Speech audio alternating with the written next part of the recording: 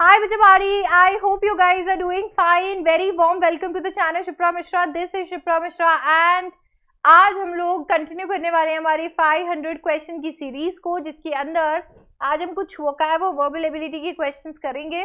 पहला क्वेश्चन आपके सामने आ चुका है, rearrange these parts to write a meaningful sentence से। बच्चों याद रखना कि मैं एक पेज पे इस वीडियो को लेकर जाऊंगी ताकि ये वीडियो काफी ज्यादा लंबा या बोरिंग आपके लिए ना हो। चाहती हूँ कि एक भी सेकंड आपका जो है वो वेस्ट ना हो जाए, इस वजह से मैं आपको कुछ एडिक्वेट टाइम दूंगी। अगर उस टाइम में आप आंसर कर पाते हैं बहुत अच्छी बात है, अगर नहीं तो प्लीज पॉज कर लीजिएगा, सोच लीजिएगा, फिर आंसर कर लीजिएगा और मैच कर लीजिएगा मेरे आंसर के साथ में। ठीक है, ठीक है। ऑलराइट, तो आपके पास में ए है, who is an expert in the art of animation. B बोलता है द एनिमेटर। सी कहता है using a blend of imagination and technology.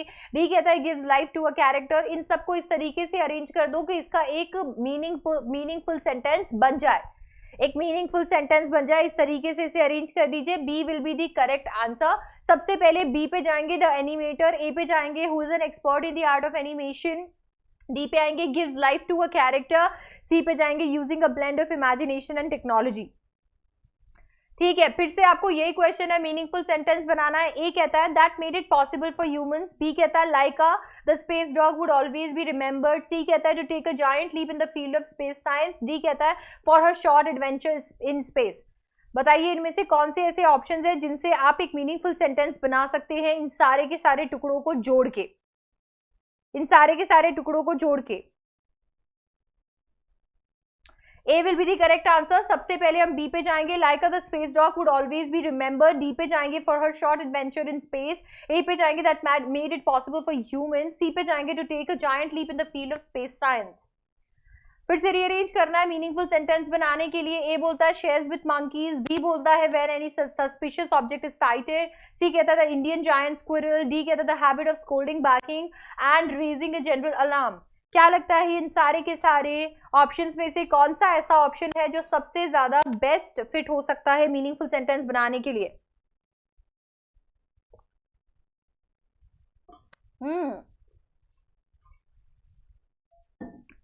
कभी भी इस चक्कर में मत पड़िएगा कि कौन सा कैपिटल से शुरू हो रहा है, किसके साथ में फुल स्टॉप अटैच्ड है। सबसे पहले सब्जेक्ट को ढूंढिए, उसके साथ में वर्ब को फिट करने की कोशिश कर दीजिए। Rest of the things will fall into place. हाँ जी, बिल्कुल करेक्ट आंसर इसका क्या होने वाला है, D will be the correct answer. पहले जाएंगे सी पे the Indian giant squirrel, A पे शेयर्स विद मंकीज, डी पे the habit of scolding backing and raising the general alarm and B पे when any suspicious object is sighted. Rearrange करना है meaningful sentence बनाने के लिए। A कहता है is a very precious aspect. B कहता है of human nature and its need. C कहता है safety to maintain its sublime quality. D कहता है a peaceful mind. Meaningful sentence बनाना है इसको यूज करके। अच्छा, सबसे पहले पीसफुल माइंड से शुरू कर लेते हैं, डी से शुरू कर लेते हैं। तो सी और डी तो अपने आप में यहीं पर एलिमिनेट हो गया। मेरे पास ए या बी में से ऑप्शन है क्वेश्चन नंबर 4 के लिए। ठीक है, अब मैं डी से क्या करती हूँ, ए पे जाती हूँ द वेरी प्रेशियस एस्पेक्ट, फिर आती हूँ मैं बी पे क्योंकि मेरे पास ये ऐसा ऑप्शन है। तो मैं बी पे आती हूँ human nature and it needs, and then मैं आती हूँ सी पे safety to maintain it sublime quality. A will be the correct answer. All right, आपको यहाँ पर बोला है एलेग्री और फैबल में से जो रिलेशन है, एलेग्री और फैबल के बीच में जो रिलेशन है वही रिलेशन किसके बीच में है, सेम रिलेशन किसके बीच में है। एनालॉजी वाला क्वेश्चन है। ऑप्शन ए चर्च और चैपल के बीच में, मॉनेस्ट्री या हॉस्पिटल के बीच में, पार्क या हाउस के बीच में, पॉलिटिक्स या आर्मी के बीच में। एलेग्री और फैबल की अगर हम बात करते हैं तो ये दोनों ही स्टोरी से रिलेटेड है और दोनों में यही सिमिलैरिटी यहाँ पर हमें देखने को मिल सकती है। ऐसा कोई भी connection monastery, hospital, park, house, politics, army में नहीं देखने को मिल सकता, इसीलिए चर्च और chapel is the correct answer. Next question है, अगेन आपको सेम रिलेशनशिप ढूंढना है। इस बार आपका जो पेयर है वो है extempore is to rehearse. Extempore is to rehearse, आपको बताना है जो रिलेशन इनमें है ऐसा ही सेम रिलेशन क्या किस में है। ब्यूटीफुल इज टू सीरीन में, फटीग इज टू एग्जॉशन में, बैटल इज टू पीस में, या इन्फेंट इज टू चाइल्ड में। ब्यूटीफुल और सीरीन जो है ये दोनों सिनोनिम्स है, फटीग और एग्जॉशन भी सिनोनिम्स है, इन्फेंट और चाइल्ड भी सिनोनिमसली यूज किया जा सकता है, जबकि यहाँ पर रिलेशन एंटोनिम का है और क्योंकि एंटोनिम का है बैटल और peace will be the correct answer. Extempore का मतलब होता है बिना प्रेपरेशन के स्पीच देना, जबकि रिहर्स का मतलब होता है तैयारी करना। तो यहाँ पर बैटल और पीस भी उल्टा है क्योंकि इसका मतलब लड़ाई झगड़ा होता है और पीस का मतलब शांति होता है, तो दोनों उल्टे के रिलेशन है। C will be the correct answer. Question number 7 देख लीजिए, वर्च्यू और मोरालिटी। वर्च्यू और मोरालिटी में जो रिलेशन है वही सेम रिलेशन किस में है? ये नीचे अननेसेसरीली आपको ऑप्शंस दिए हुए हैं, इसको मत देखिए, ये बिना बात कंफ्यूज कर रहा है। इसके तो आंसर कॉपी में भी ये बहुत ही ज्यादा कंफ्यूज्ड है। वर्च्यू और मोरालिटी में जो रिलेशन है वो सेम रिलेशन किसके अंदर हो सकता है? सिन इज टू प्रोफेन में, लॉ इज टू chaos में, डे इज टू नाइट में, या स्टोरी इज टू नॉवल में? वर्च्यू इज टू मोरालिटी में। देखिए वर्च्यू और मोरालिटी अगर दोनों की बात करते हैं तो कहीं ना कहीं कॉमन ग्राउंड उन्हें मॉरल में मिलता है। अगर इन ऑप्शंस में कंसीडर किया जाए तो सबसे बेस्ट ऑप्शन हम लोगों को सिन और प्रोफेन में देखने को मिलेगा, क्योंकि लॉ और कियोस दोनों ही ऑपोजिट है, डे और नाइट भी ऑपोजिट है, और स्टोरी और नॉवल के बीच में क्लासिफिकेशन का रिलेशन है। तो वर्च्यू और मोरालिटी, सिन और profane is the correct answer, जहां पर एक राइट के बारे में बताता है तो एक रॉन्ग के बारे में।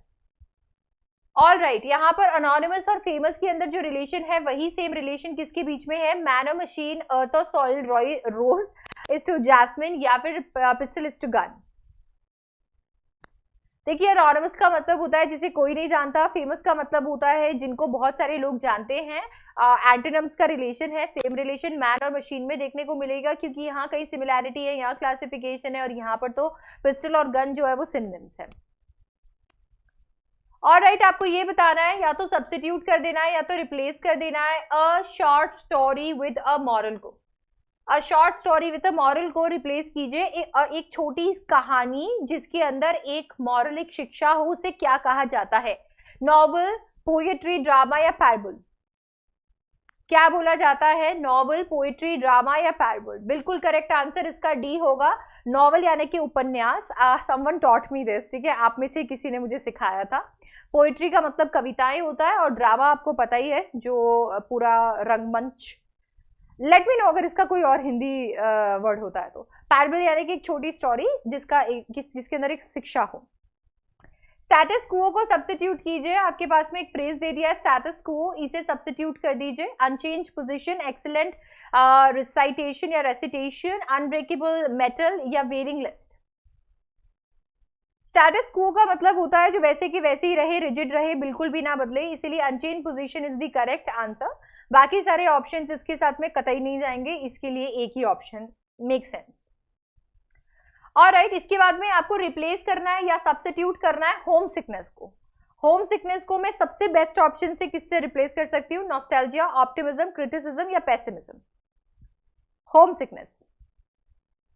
देखिए बच्चों, नॉस्टैल्जिया का मतलब होता है पुरानी बातों को याद करना, अच्छे पलों को याद करना। ऑप्टिमिज्म का मतलब होता है to the looking at the bright side of something, किसी चीज की अच्छी तरफ देखना।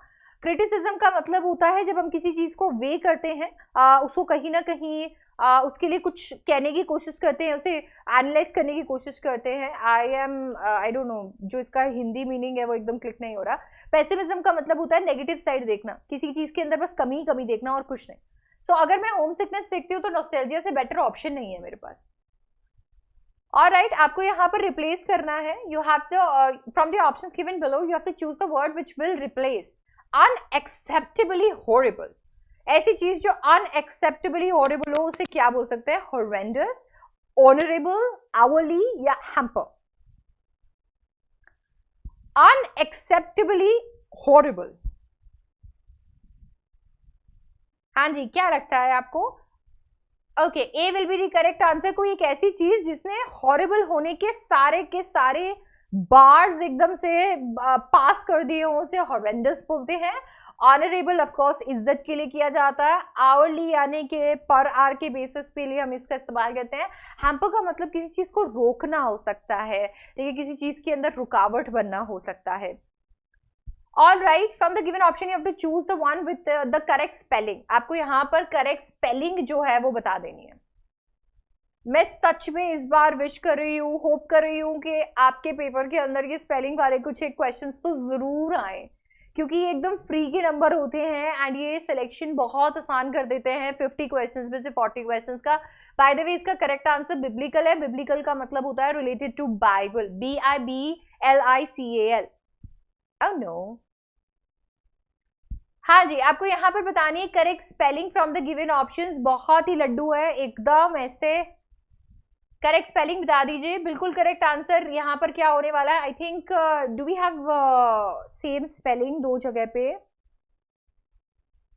देखिए ये तो बिल्कुल गलत है, ये भी गलत है। आई थिंक ये और ये सेम है, तो ए एंड डी सेम ही है। लॉजिकल करेक्ट स्पेलिंग है, लॉजिकल। ए डी जो भी है, इसमें डबल आई बना देती हूँ, है ना?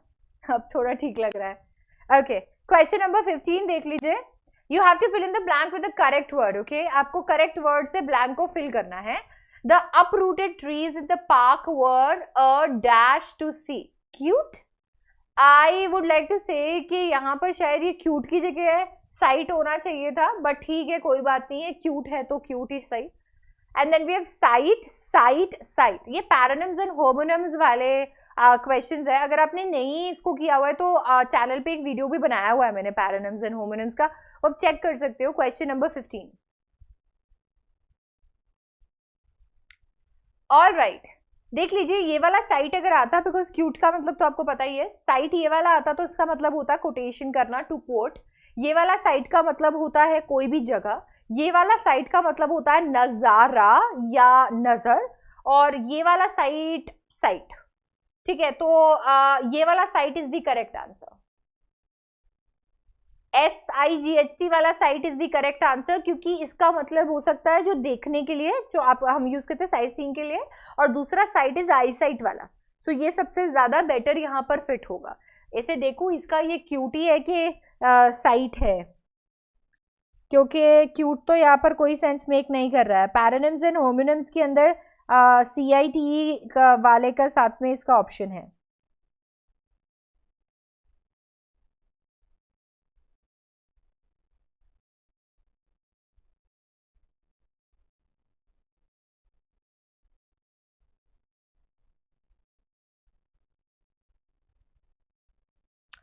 हाँ, तो ये क्यूटी दिया हुआ है यहाँ पे तो।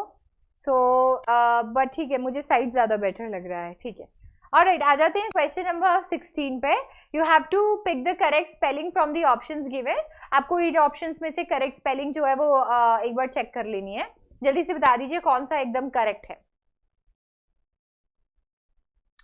Question number 16, A will be the correct answer, glorious is the correct answer, बाकी सारी स्पेलिंग्स गलत है। GLORIOUS, glorious will be the correct answer. Alright, it comes from the word glory. Glory का मतलब होता है शान। Choose the correct meaning from the option given below that will correctly explain the following expression. आपका expression है build castles in the air. Build castles in the air का मतलब क्या होता है? Waste time, day dream, build houses, work hard. Build castles in the air का मतलब क्या होता है? डे ड्रीम होता है, मैंने आपको पढ़ाया हुआ भी है। Build castles in the air is ख्याली पुलाव बनाना, एकदम ऐसे सपने सजाना। ठीक है, so daydream will be the correct answer. Next है अ रेड लेटर डे। ये तो मेरे को लगता है it's a favourite, I think last वाले क्लास में भी मैंने कराया था। A red letter day, your options are a dangerous event, a peaceful occasion, a very important occasion, a festival holiday. A red letter day is a very important occasion. C will be the correct answer. Very good. Acha, from the options given below, you have to choose the correct meaning of the phrase sought after. Phrase दिया हुआ है sought after. Sought after का क्या मतलब है? Highly paid, pushed by, in great demand, with great latent heat. Question number 19. Sought after का क्या मतलब है?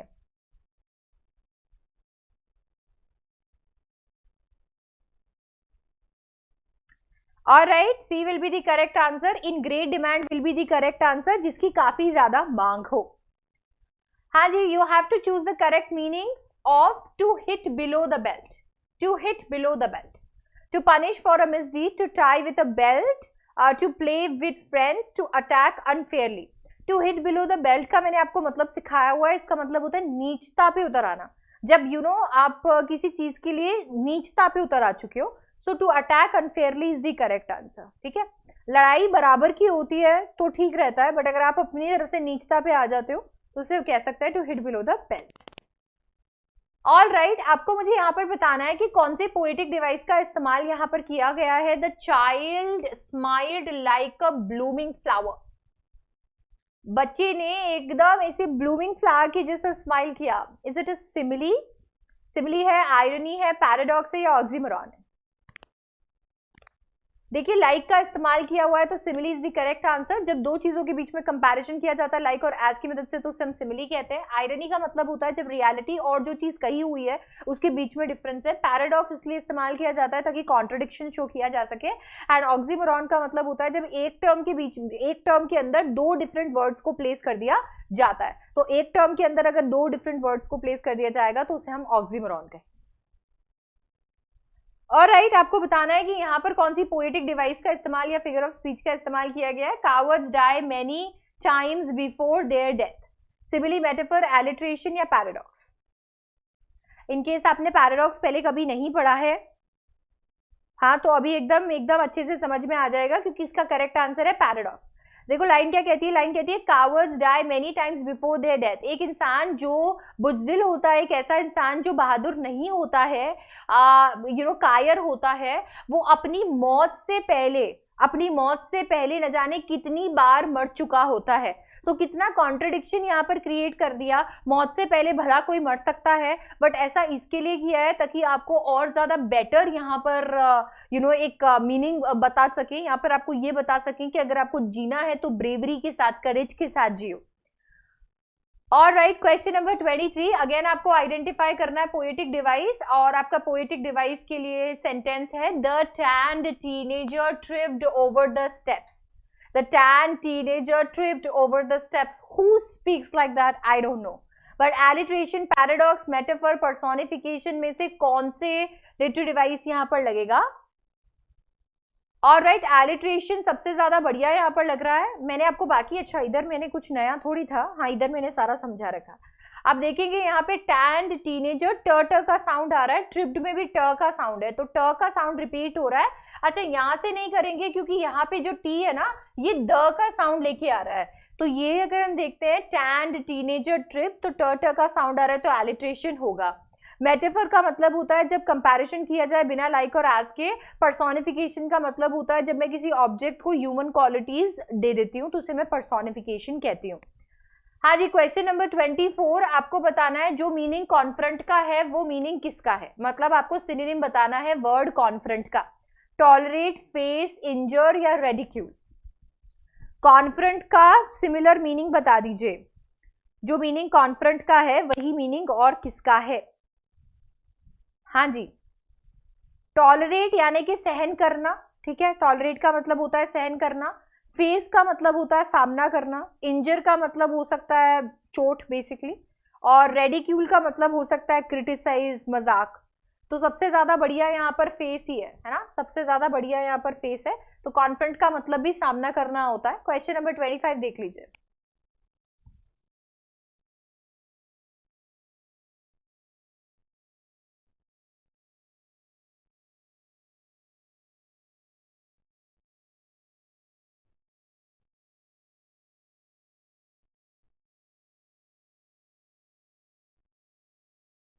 आपको बताना है यहाँ पर कि कौन सा एकदम सेम मीनिंग वाला वर्ड है एक्साइटिंग के लिए।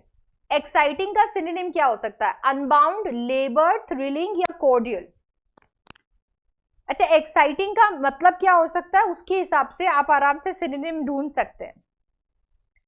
Thrilling will be the correct answer. Exciting का मतलब होता है कोई एक फीलिंग आपके अंदर स्टर करना, ठीक है, तो वो थ्रिलिंग कर सकता है। अनबाउंड, लेबर और कॉर्डियल बिल्कुल एक्साइटिंग के आसपास भी नहीं है। कॉर्डियल का मतलब तो विनम्र हो सकता है ना, किसी के साथ हाथ मिलाना। और लेबर मतलब काम करना हो सकता है। इट कम्स फ्रॉम बाउंड, तो ये तो बिल्कुल ही नहीं हो सकता बनने से। अच्छा, इसके बाद में आपको बताना है कि डिनाइजेंस का सिनोनिम क्या है। डिनाइजेंस का क्या सिनोनिम है? अगर आप इसे आय के जैसे प्रोनाउंस नहीं करते हैं तो आप डेनिजन बोलते हैं, तो वो जैसे भी आप प्रोनाउंस करते हैं। लॉकर रूम, पेंटिंग, इनहैबिटेंट्स या सॉइल। आपने मेरे साथ में पोएम पढ़ी थी ना, आंट जेनिफर्स टाइगर, उसके अंदर हमने डिनाइजेंस देखा था। तो inhabitants will be the correct answer. इसका मतलब होता है नेटिव्स या रहने वाले। ऑल राइट, आपको यहां पर बताना है सेम इन मीनिंग यानी कि सिमिलर वर्ड यानी कि सिनोनिम्स बताना है कोवेटिस का। ग्रीडी, इवैपोरेट, सीजन या audacious weather. All right, question number 27। A will be the correct answer. Greedy यानी कि लालची। इवैपोरेट का मतलब होता है हवा हो जाना। सीजन का मतलब दो तरीके से हो सकता है। सीजन एक्चुअली एक तरीके से जो समर, विंटर्स, रेनी सीजन वाला, और एक सीजन का मतलब होता है जब किसी चीज की डिमांड भी हो। ऑडेशियस वेदर में ऑडेशियस वेदर बताता है कि वेदर कंडीशन काफी खराब है, हार्श है। एक बार जरा मैच करके देख लीजिए, आपके सामने एक लिस्ट लगा दी है, you have to match the list. Match करना है आपको या वन वाला जो लिस्ट है इसको सेकंड सिनोनिम वाले लिस्ट से, ठीक है।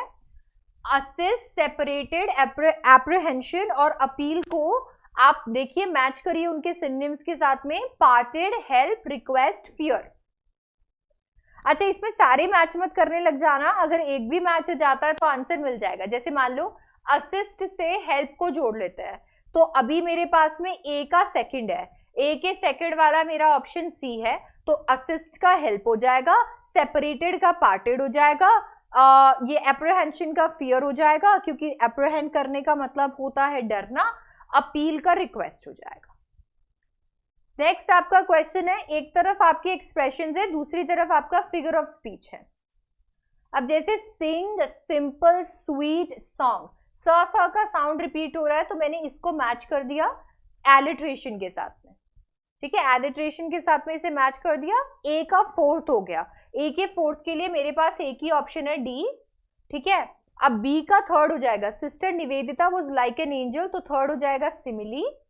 द सिनिस्टर नाइट वाज हाउलिंग, इसका हो जाएगा पर्सोनिफिकेशन, और the simple complexities made life interesting का हो जाएगा ऑक्सीमोरॉन। और राइट, एक तरफ सिनोनिम्स है, दूसरी तरफ वर्ड्स है, मतलब वैसा ही है। आप देख लीजिए इसके अंदर एक बार मैच करके, पूरे मैच करने की जरूरत नहीं है।